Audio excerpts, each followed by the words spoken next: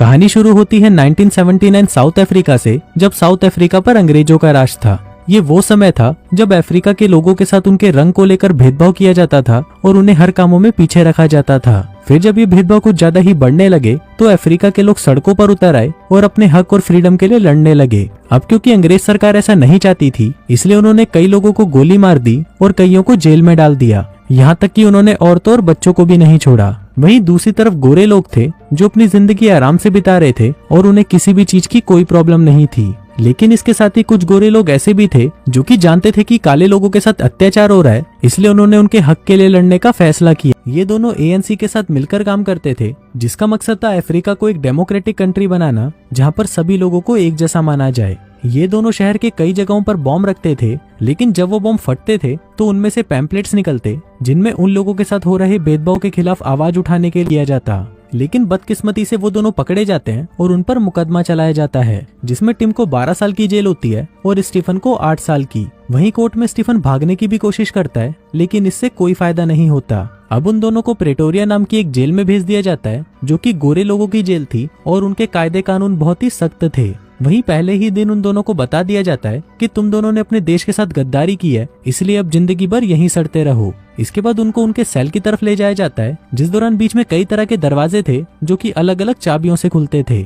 वहीं टिम उन दरवाजों को ध्यान से देखता जा रहा था, क्योंकि वो जिंदगी भर यहाँ पर तो रहने वाला नहीं था। अब उन दोनों को उनके सेल में बंद कर दिया जाता है, जो कि एक दूसरे के पास में ही थे और वो दोनों वहाँ दीवार पर नॉक करके एक दूसरे से कम्युनिकेट कर सकते थे। फिर अगले दिन टिम की मुलाकात डेनिस नाम के एक आदमी से होती है, जो कि इस जेल में उम्र कैद की सजा काट रहा था। टिम की तरह डेनिस ने भी एक बार रंग भेद के खिलाफ आवाज उठाने की कोशिश की थी और अब वो यहाँ पर है। फिर डेनिस टिम को बताता है कि हम यहाँ पर ब्लू शर्ट वाले कैदियों के साथ नहीं बैठते, क्योंकि वो लोग खूनी और रेपिस्ट हैं। हम यहाँ पर ग्रे शर्ट वाले हैं, जो यहाँ पर किसी दूसरे जुर्म की वजह से आए हैं।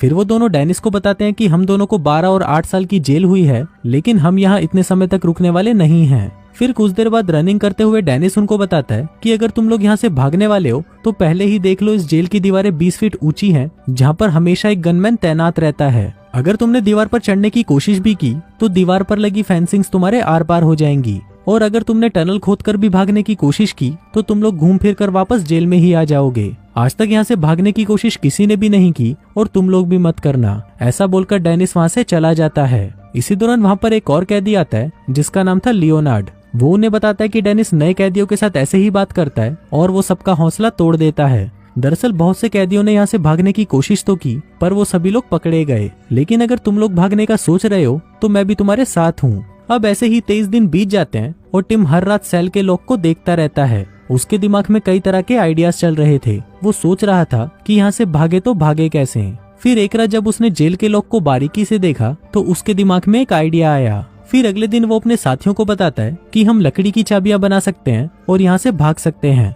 लेकिन इस पर लियोनार्ड कहता है कि लकड़ी की चाबी टूट सकती है, ऊपर से चाबियां बनाने के लिए हमें लकड़ी की भी जरूरत पड़ेगी।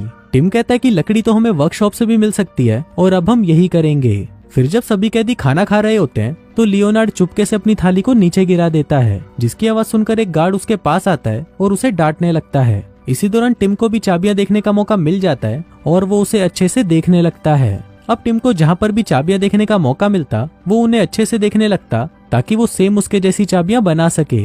इसके साथ ही उसने चाबियां बनाने का काम भी शुरू कर दिया था। वो चुपके से वर्कशॉप से लकड़ियों के टुकड़े अपने सेल में लेके जाता और उनसे पूरी रात जाकर चाबियां बनाता। हालांकि वर्कशॉप से लकड़ी चुराने का काम इतना आसान नहीं था, लेकिन फिर भी वो उस काम को अंजाम देते। अब टिम ने अपने सेल के लॉक की चाबी बना ली थी और वो अच्छे से काम भी कर रही थी। अब ये देखकर टिम बहुत खुश होता है, लेकिन उसकी ये खुशी ज्यादा देर तक नहीं रहती, क्योंकि अगला दरवाजा लोहे का था जो 3 इंच मोटा था। अब उस दरवाजे की चाबी बनाना तो मुश्किल था, लेकिन टिम ने ये भी कर दिखाया और बस अब बारी थी उस चाबी को टेस्ट करने की। फिर उसी रात लियोनार्ड दरवाजे पर पहरा दे रहा था और टिम उस लॉक को खोलने की कोशिश कर रहा था। अब वो उस दरवाजे के लॉक को खोल लेता है, लेकिन जब टिम उस चाबी को बाहर निकालता है तो वो टूटकर उस दरवाजे के अंदर ही फंस जाती है। तभी लियोनार्ड भी इशारा करता है कि वहाँ पर कोई आ रहा है, लेकिन अब टिम उस चाबी को ऐसे ही अंदर नहीं छोड़ सकता था, क्योंकि अगर वो ऐसा करता तो उसकी पोल खुल जाती। अब वो उस लॉक को बंद तो नहीं कर सका, लेकिन उसने उसमें से चाबी बाहर निकाल ली। अब वो लोग बहुत डरे हुए थे, क्योंकि गेट का लॉक खुला हुआ था। फिर जब गार्ड दरवाजों को बंद करने आता है तो वो देखता है कि एक दरवाजे का लॉक पहले से ही खुला हुआ है। ऐसा पहले कभी नहीं हुआ था, क्योंकि दरवाजे की चाबियां सिर्फ उसी के पास होती हैं। अब ये देखकर गार्ड को थोड़ा शक तो जरूर हुआ, लेकिन उसने ध्यान नहीं दिया। अब ऐसे ही 142 दिन बीत जाते हैं, लेकिन उन्हें कोई रास्ता समझ नहीं आ रहा था, क्योंकि उन्होंने उस दरवाजे की चाबी तो बना ली थी, लेकिन उस दरवाजे को सिर्फ बाहर से ही खोला जा सकता था।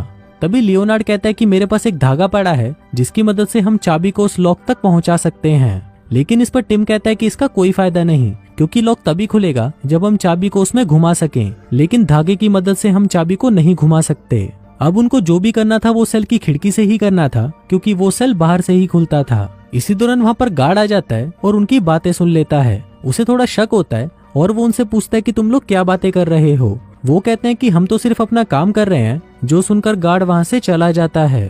तभी झाड़ू की स्टिक को देखकर स्टीफन को एक आइडिया आता है। वो उस स्टिक की मदद से सेल के गेट को खोल तो सकते थे, लेकिन एक प्रॉब्लम ये भी थी कि वो स्टिक लॉक तक नहीं पहुंच रही थी। लेकिन टिम इसका भी सॉल्यूशन ढूंढ लेता है। वो स्क्रू की मदद से एक लकड़ी का टुकड़ा उस स्टिक पर लगा देता है, जिससे वो स्टिक लॉक तक पहुंच जाएगी और उसे घुमाया भी जा सकेगा।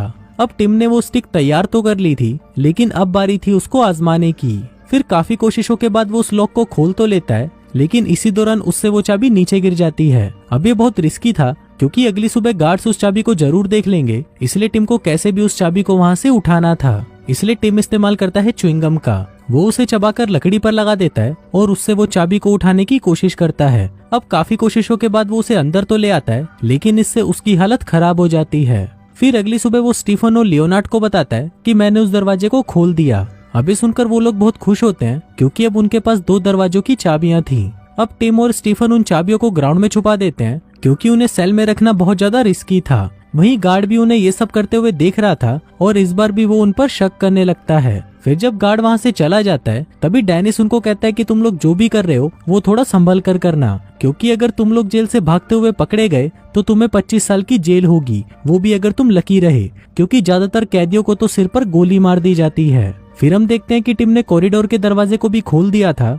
लेकिन उसे पता नहीं था कि आगे और कितने दरवाजे हैं। अब उन्हें जेल के अंदर 206 दिन हो गए थे। फिर एक दिन टिम वहाँ पर एक आदमी को इशारा करता है, जो कि जेल में एक वर्कर था। टिम उससे कागज का टुकड़ा मांगता है, जिसके बदले में वो आदमी उससे सोप और सिगरेट का एक पैकेट मांगता है। फिर एक रात टिम और लियोनार्ड अपने सेल से बाहर निकलते हैं और कई दरवाजों को खोलते हुए आगे बढ़ते हैं। दरअसल वो यहाँ से भागने से पहले सभी दरवाजों को चेक करना चाहते थे, लेकिन तभी वहाँ पर एक गार्ड आ जाता है, जिसको देखकर वो दोनों एक कैबिन में छुप जाते हैं। अब गार्ड उस कैबिन से होता हुआ सभी सेल्स को चेक करने लगता है, जिस दौरान हम देखते हैं कि टिम और लियोनार्ड ने अपने बिस्तर को इस तरह से सेट किया था जैसे वहाँ पर कोई सो रहा है। वहीं जब वो गार्ड सभी के सेल चेक कर रहा था, तो दूसरी तरफ वो दोनों आगे बढ़ रहे थे।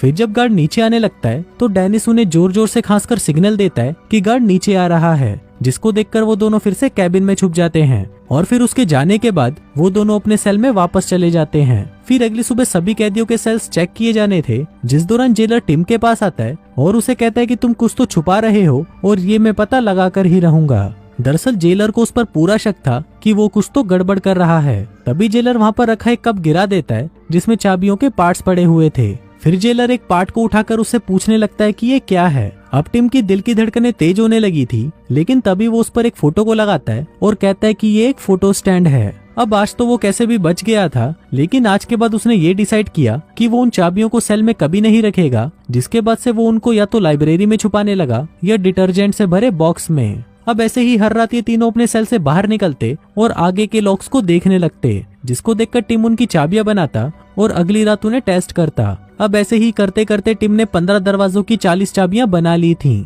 फिर एक दिन टिम सभी से कहता है कि मैंने सभी लॉक्स की चाबियां बना ली हैं, इसलिए तुम लोग भी हमारे साथ ही भाग चलो। लेकिन इस पर डेनिस कहता है कि नहीं, हम तुम्हारे साथ नहीं जाएंगे। हम यहाँ से भागेंगे तो नहीं, लेकिन हम तुम्हारी मदद जरूर कर सकते हैं। फिर अगले दिन टिम के सेल को फिर से चेक किया जाता है, लेकिन उन्हें वहाँ पर कुछ नहीं मिलता। वहीं टिम एक लकड़ी की मदद से उस पेपर को स्टीफन के सेल में पहुंचा देता है, जिस पेपर को उसने उस वर्कर से लिया था। दरअसल उस पेपर में इस जेल का पूरा मैप बना हुआ था, जिसकी मदद से वो ये पता लगा सकते थे कि उन्हें कहां से निकलना है। फिर उसी रात सबसे पहले टिम अपने सेल के दरवाजे खोलता है, जिसके बाद वो स्टीफन और लियोनार्ड को भी खोल देता है। ये तीनों अपने साथ कुछ कपड़े भी ले लेते हैं, जिन्हें वो जेल के बाहर पहन सकते थे। अब ये तीनों एक एक दरवाजे को खोलते हुए आगे बढ़ रहे थे, लेकिन कुछ ही देर बाद वहाँ पर गार्ड भी आ जाता है और वो उसी कैबिन की तरफ बढ़ने लगता है जहाँ पर वो तीनों छुपे हुए थे।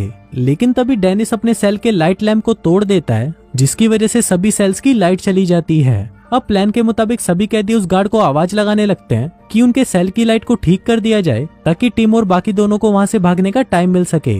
अब उनकी आवाज सुनकर गार्ड ऊपर की तरफ जाने लगता है, जिस दौरान वो तीनों बाकी के दरवाजों को खोलने लग जाते हैं। अब वो सभी दरवाजों को खोलकर आगे बढ़ रहे थे, लेकिन तभी उनके सामने एक इलेक्ट्रॉनिक दरवाजा आता है जो कि गार्ड के रूम से ही खुलता था। पर क्योंकि गार्ड वहां पर नहीं था तो लियोनार्ड उसके रूम में जाकर उस दरवाजे को खोल देता है। अब वो तीनों आखिरी दरवाजे तक पहुंच गए थे, लेकिन सभी चाबियां ट्राई करने के बाद भी उनसे वो दरवाजा नहीं खुलता। अब लियोनार्ड गुस्से में उस दरवाजे को तोड़ने लगता है, जिससे वहां पर काफी शोर भी होता है, लेकिन कोई भी उस पर ध्यान नहीं देता। अब फाइनली वो दरवाजा टूट जाता है, जिसके बाद वो तीनों दूसरे कपड़े पहन लेते हैं। वहीं उनकी किस्मत भी अच्छी थी क्योंकि बाहर का दरवाजा भी खुला हुआ था। फिर गार्ड की नजरों से बचते हुए वो लोग जेल से बाहर आ जाते हैं। वहीं पास में एक रोड भी था जहाँ पर और भी लोग जा रहे थे, जिस वजह से किसी का भी उन पर ध्यान नहीं जाता। फिर जेल से कुछ दूर जाते ही वो तीनों भागने लगते हैं और एक टैक्सी पकड़कर वहां से कहीं दूर चले जाते हैं। अब इस तरह वो इस जेल को तोड़कर वहां से भाग निकलते हैं, जहां से निकलकर वो तीनों बहुत खुश थे और उनकी आंखों से आंसू भी आ रहे थे। वहीं अगले दिन जब गार्ड उनके सेल को चेक करता है तो वो शॉक्ड हो जाता है कि वो तीनों इस जेल से भाग निकले। फिर फिल्म के लास्ट सीन में हमें दिखाया जाता है कि ये साउथ अफ्रीका की हिस्ट्री का पहला एस्केप था जहां इतनी सुरक्षित जेल से कोई कैदी भाग गया था। फिर हमें बताया जाता है कि ये तीनों बॉर्डर क्रॉस करके लंदन पहुंच जाते हैं और वहां फिर से एएनसी को ज्वाइन कर लेते हैं।